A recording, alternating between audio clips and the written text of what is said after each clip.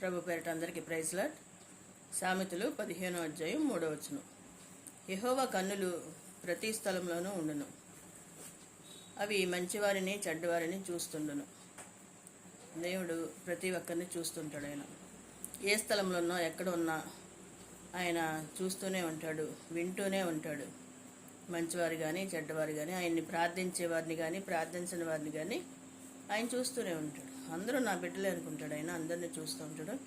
అందరికీ మేలు చేయాలనే కోరుకుంటాడు ఆయన. కానీ మరి ఆయనకి ఇష్టంగా జీవించేవారు కొంతమంది, ఇష్టంగా జీవించిన వారు కొంతమంది అలా ఉంటారు. కానీ మంచిగా జీవిస్తే మంచి ప్రతిఫలాలు ఉంటాయి, చెడ్డగా ఉంటే చెడ్డగా మరి ఉంటాయి. అందుకని దేవునికి ఇష్టంగా జీవించాలి ప్రతి ఒక్కరు కూడా.